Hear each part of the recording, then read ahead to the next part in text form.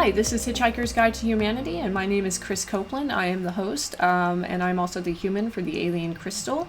And joining with me today is my co-host Roni, the human for the alien Mako. Welcome, Roni. Hi, welcome everybody to this episode.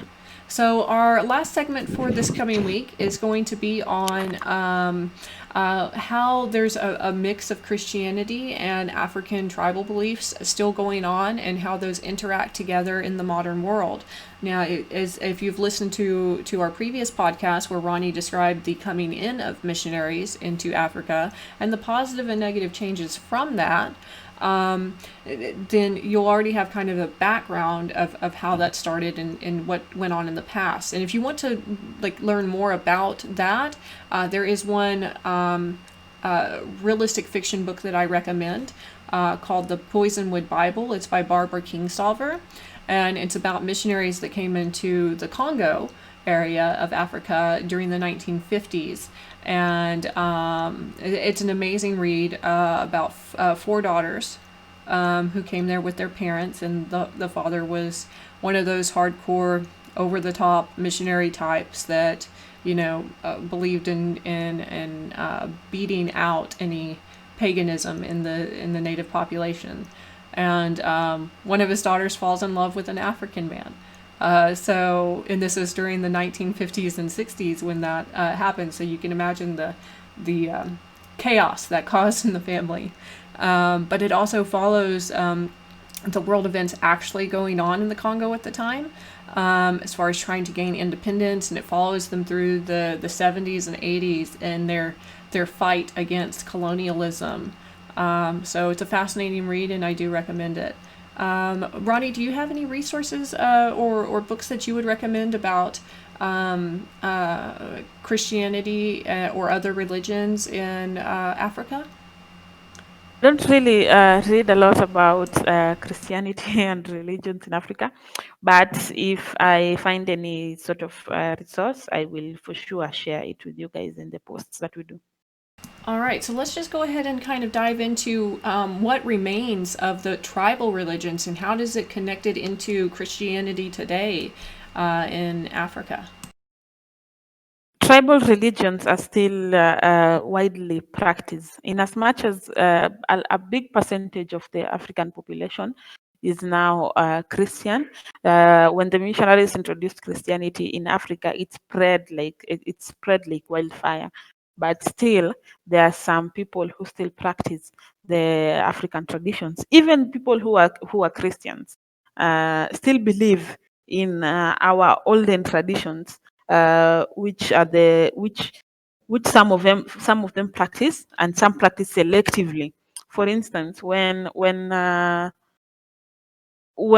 people traditional medicine and things like that are part of the traditional religions that we used to have back in the day, but you still find that in even people who are Christians now and who believe in the Western medicine that was brought by the Westerners and that was also popularized by the missionaries, you find that there are people who still go back to their roots and to their traditions and use traditional medicine. There are some people who still practice some traditional rituals to appease their ancestors, and there's some for instance in the Luo culture, there when you're like starting up a new home or a new customary home, you find that there are some rituals that have to be done to pray for that land and things like that. These sort of things, these people who practice such, they're still Christians. Some of them are still Christians, but they still practice these old practices in the selectively. There are some aspects of their lives that they choose to associate with the old practices and their old cultural beliefs. Yeah, so it is still very much intertwined because it is what we identify with as a people, as African people. In as much as we have adopted some things from the West, we still also hold some of our cultural beliefs very dear to us, and we still practice some of them in addition to being Christians. There are some people who have abandoned completely the old traditional religion or their practices and beliefs. And there are also some aspects of worshipping that this is one of the aspects of the traditional religions which have, let me say, are like dying off, like the style of worship. Because nowadays, even when you go to the rural homes, the Bibles and reading from scriptures like Bibles and things like that, these Bibles have been translated into even the 40 down to the 42 tribes of Kenya.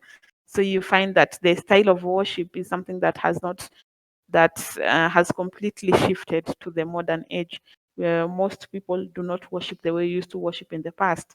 In our traditional religions, we did not used to have the reading of scriptures of the Bibles and singing using piano, sitting together in a church, building a structure like a church. You just go under a tree, like the Kikuyus have this tree that they used to call the Mugumo tree. That is where they used to practice their religious beliefs and religious practices. They used to dance and sing around it, pray to their ancestors around it, just sit under it. But nowadays, you find even in the completely rural areas, you find people building some structures like churches, sitting inside them. So those are the things that still are still there, but you also the Bibles and the scriptures, they have been translated into every tribe, each and every tribe. So that the style of worship has really assimilated into the African traditions.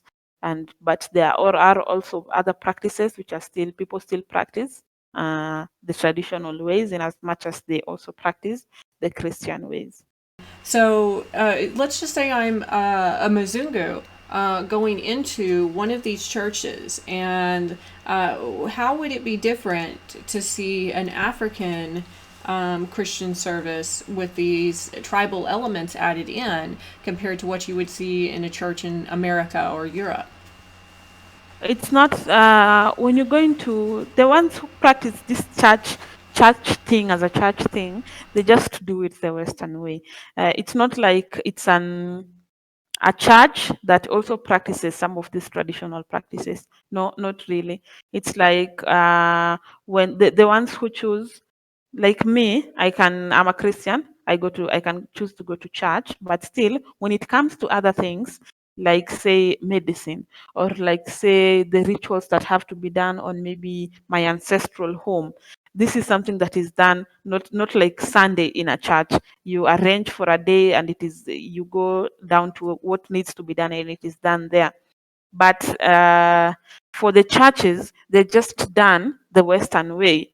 You go into a church, sit, read the scripture, sing, yeah, pray, and then that's that. That is everything that's done in the church, just the way it's done in the Western way. Uh, give your offerings, and then that's that. But still, there are people who go further into practicing the old and some of the traditions that they used to practice back in the day. So that kind of just reminds me of Native American culture as well. While the majority of Native Americans in America prescribe to a Christian ideology these days, they still practice powwows, and they will still practice those traditional rites, including naming ceremonies, their own kind of beauty pageants, even that have nothing to do with beauty, but have more to do with do you understand your tribal culture, and how do you cultivate your talents for the tribe. Much less about do you have the right hair color or the right dress on or something like that. So and they hang dream catchers up. That's definitely not part of Christianity. A dream catcher in Christianity would technically mean nothing because it's supposed to catch the bad spirits that come from dreams, and that's certainly not found in the Christian Bible. But they still practice it. They still keep their culture alive, even though they've adopted this new faith on top of it. And I really enjoy seeing that, because it means they're holding on to the good parts, the good things that they want to keep in their lives from their original cultures, and then adding on new culture that they have adopted. And so, to me, that kind of combination, that culmination of beliefs from various cultures into one person's own worldview, an own spiritual path, is very unique. I feel like we should probably explore that more as humans. You know, what our ancestors believed and what how that helped them. So I kind of just want to wrap up this conversation with, you were talking about you were using prayer to help your sister. And while I know a lot of atheists will say, oh, prayer doesn't work, it doesn't exist, this atheist will tell you that prayer has some science behind it that shows it does work. And now the conditions under which it works is if the person praying for them is of the same faith and the person knows that they're being prayed for. So it may have a lot to do with changing a person's mindset about they will get well because this person is believing that they will get well, and that therefore it empowers them to push their body to overcome whatever challenges they have. But the science is there supporting that prayer works under the right circumstances. And I think that we need to keep in mind that we don't actually understand fully what human thought is, other than it is energy. And energy can be used to cause work to happen. So while we may not understand the full science behind prayer, we can still say that there is evidence that prayer works. So I incredibly believe in the power of prayer for those who use it. And so how is your sister doing today? She still has her bad days. The problem is that we have not been able to, she has not been able to get a definite diagnosis. That's the problem. So we are having to just resort to anything we think can work. But she's an extremely prayerful person. She's a staunch Christian and very prayerful. Maybe I should have brought her in for the last segment of this discussion, because she's very religious and very prayerful, and she believes a lot in the power of prayer. So do I, and we believe that she will be fine. But once we get a definite diagnosis, and the prayers and the religion and her beliefs keep her going, at least they keep her strong and keep giving her the motivation and the strength to keep fighting every day, to keep fighting her pain. She has like extremely bad chronic pain on her left abdomen. We've done all the tests that you can think of under this earth, but nothing, everything is coming back clean and clean and clean. So her faith is one of the things that are still keeping her going and keeping her strong. So yeah, that is what prayer has done for us as a family. That's amazing. And you know, sometimes our science is just not there in a lot of ways. And Yeah. when our science isn't there, you know, we need to start looking at other possibilities of energy work and prayer and all of these other things that there is some science behind it, that it actually exists and it works. While we don't understand it specifically how it works, we do know it works. And that, honestly, that's enough, you know. Yeah. And it gives her comfort and it gives her peace during this trying time. And that, more than anything, is, I think, what people should get from their faith, is comfort and peace. Yeah. And so, hopefully, combined with science, hopefully science will have a breakthrough in that area. And until then, she has her faith, and that's good enough for right now. Yeah. Yeah. All right. So I wish your sister the best of luck, and hopefully one day we could have her on the show. I would love to hear her experiences. Yes. Yeah. We will find one of the topics and try and get her into the show also. That sounds amazing. Well, thank you guys so much for listening today. Please share in your comments today about how you've incorporated other parts of your identity and your history and your ancestry into your current faith, and how your faith has developed and changed and become unique and personal to you. We would love to hear about your experiences with that. And thank you all so much for joining us today. Thank you, Roni. Thank you too for having me, and thank you everybody for listening.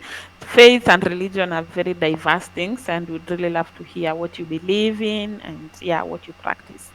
Yes, definitely. So we will see you again next week with a whole new topic. Roni, would you like to dive into what we're learning about next week? So next week, we will be talking about corruption situations in government officials in Africa and exploitations of people and resources. All right, that sounds like definitely a good conversation to have, and hopefully we can see what positive changes can be made out of that corruption and start moving in a good direction. So we will see you again next week. Bye, everyone. Bye.